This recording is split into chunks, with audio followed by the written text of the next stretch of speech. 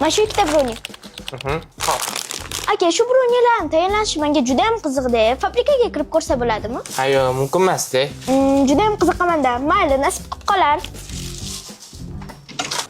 Ha, ukam, sen ashuni solmaysan? Ayo, aka, mahallam bolasi edim, proza aylanishga kirdim. Bo'ldi, ukam, kelib tur. O sening, uzra bir minut. Ichkarida gapingizni eshitib qoldim. Fabrikaga kirishni aytingiz bor ekan-a? Ha, shu bronini tayyorlash jarayonini ko'rish orzum. Juda qiziqdi.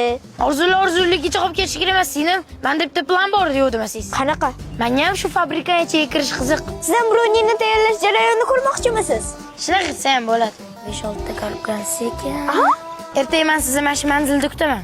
Reja bor. Bruni operatsiyasi boshlandi. Hammani ko'rganimdan xursandman. Kamina 2-maktab pag'ani Bruni bo'laman. Tanishinglar, bu Hazel. Ichkariga kirishimizga bizga yordam beradi. Uni jamoamiz miyasi desa ham bo'ladi. Bu bola Kidi.